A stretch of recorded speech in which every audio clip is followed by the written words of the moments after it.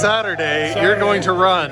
Doing a 10K, and then later I'm doing a 5K because why not? Mallory's here. I'm here. I'm here. This is vertical now, which is not good at all for what we're doing. Anyway, good luck. Good luck. Is that downhill? Or is there a bigger downhill?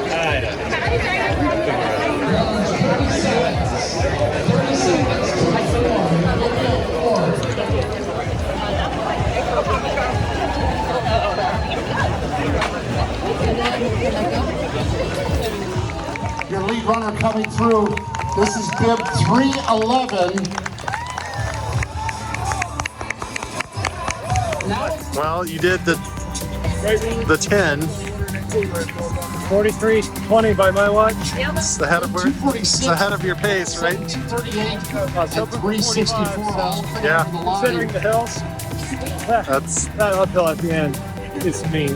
Bib 3150. Well, all done. Runners as we've got you're gonna stuff. make a left into the church parking lot. But watch out. 45 minutes. Yeah. Traffic. The rest The up. 10 Well. challengers still on the. Enjoy that, yeah, good job.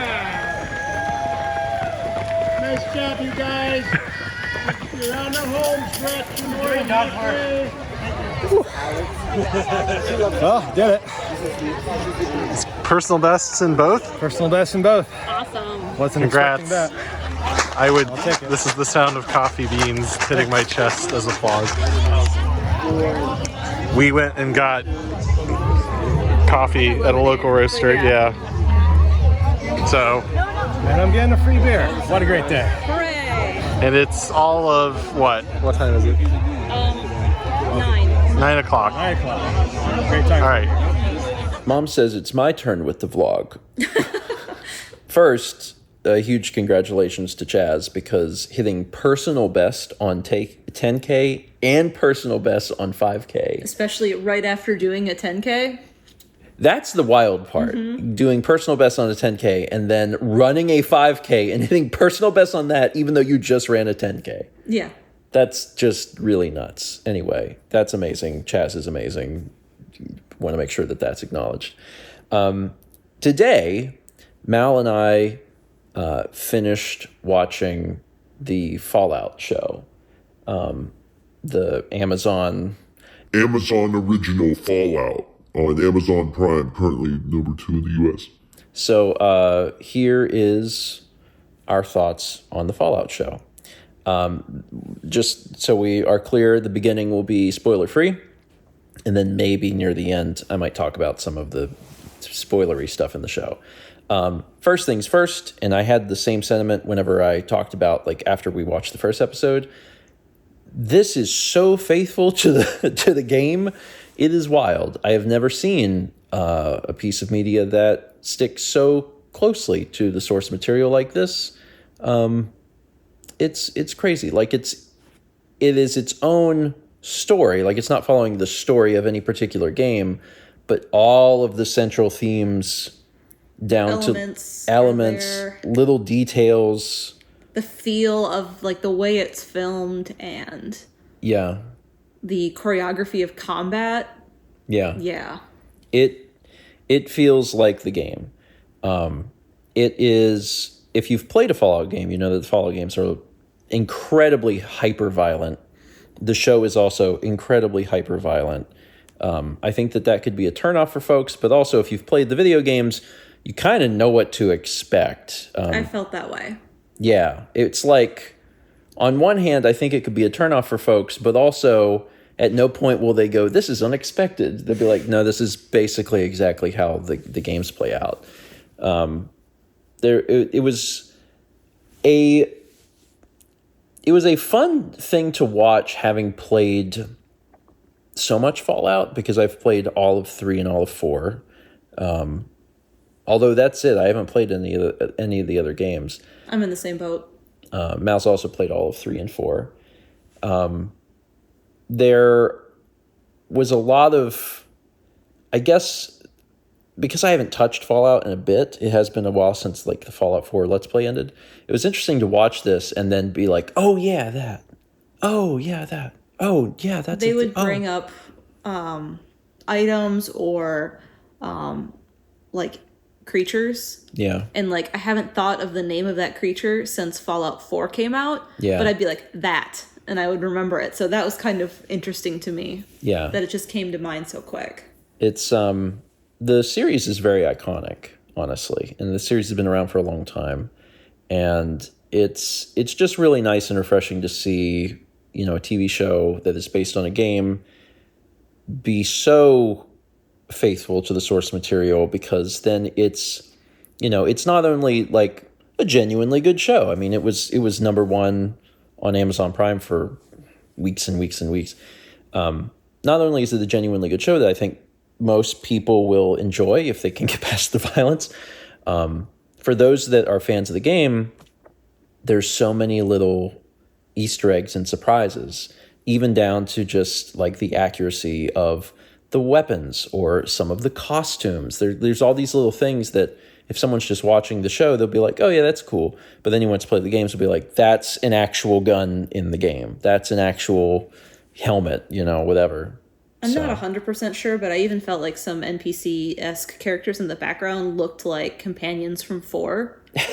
There was a point I kind of wanted to be like, no, pause and go back. I want to see if that looks like Piper. Yeah, there was one point where Mel was like, that was Piper. And I was like, maybe.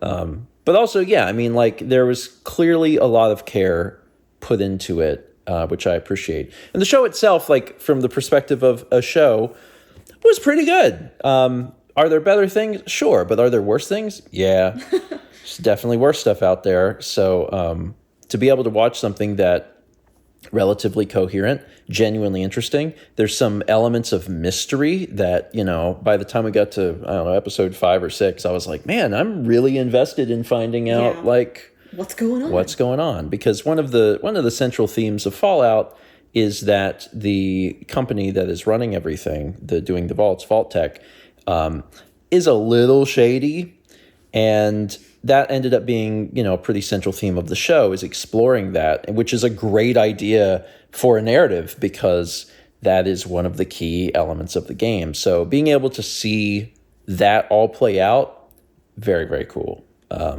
Overall, very much enjoyed the show. It's 8 episodes ranging between like 40 and 60 minutes each. Well worth your time, especially if you've played the games.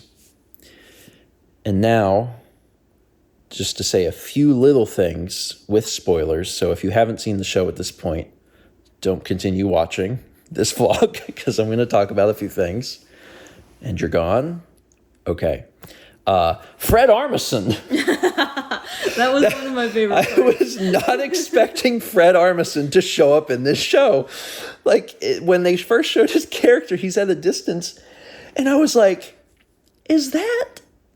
And I was like, that's Fred Armisen. I was like, that's Fred Armisen. And, you know, Fred Armisen is only capable of playing funny, goofy guy. And he was playing funny, goofy guy. And I just really enjoyed that. There's actually a fair bit of humor in the show. Yeah. Because there's a fair bit of humor in the games. Yeah. And it's often very dark humor because it's kind of, you know, melding like humor and violence. But it was seeing Fred Armisen on the screen was really, really great. Near the end, in one of the final shots, we saw the skull of a Deathclaw. Yeah. Because we didn't see Deathclaws. There's a lot of things we didn't see. There's so much to pull from Fallout. We already know that there's going to be a season 2. That's already been like approved, so we know that's coming. There's more narrative to follow in terms of like finding, you know, Lucy's dad and tracking him down to Vault Tech HQ, which apparently is in Vegas. So they're going to probably pull some elements from New Vegas. But, you know, so many more creatures to explore. Deathclaws would be a big one. Super mutants. We never saw any Mirelurks. So many other little things. We never got into some of the scary robots. There's so many scary robots in Fallout. The whole synths thing is primarily in 4, but also, you know, that's something that could be explored. So there's a lot of material here.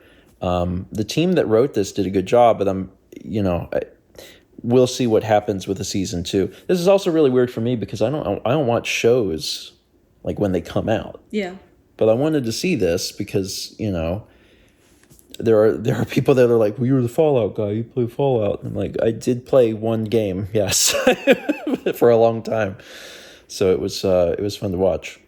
Any other like little spoilery things that you can think of? Oh, I know what I want to say. Oh, I know what I want to say too. You go first. I really enjoyed how they, looking at it from like a filmmaking standpoint, like thinking about, well, they had to build the vault and then like they had to keep dressing it for different, like that was kind of neat to just pay attention to. The sets were amazing. Yeah, they were. The sets were incredible. They did the red rocket. Yeah. Which was super, super cool.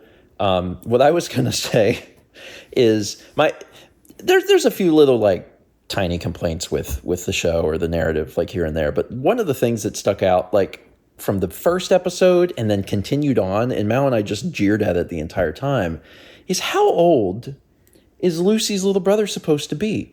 He is short, but he has the face of someone who's like 35. Yeah. Like, I understand that he's supposed to be the little brother, but like every time we saw him, we're like, that guy does not strike me as Lucy's little brother. It definitely looks like so much older. Yeah.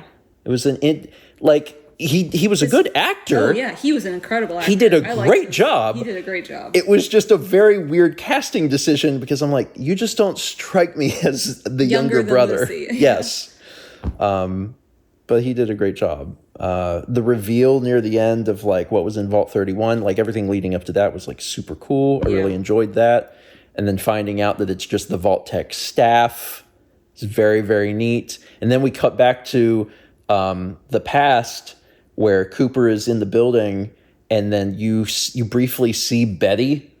Yeah. And like that's such a cool moment of like it's just the Vault Tech people and they just put themselves into the future. So yeah, and that's very much in the scope of like what would happen in a vault in the game. So overall, really enjoyed it. I don't know how soon we'll get a season 2, but I'm looking forward to watching it. And if someone hasn't seen the show but watched all the way through the spoiler part, that's fine too. I think you would still enjoy the show, even if you watched this far. I think it's probably well worth your time. Okay. That's it. I don't know what we're going to watch next. Don't know.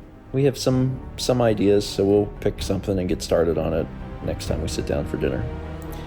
Thanks for watching. Let's meet back tomorrow, shall we?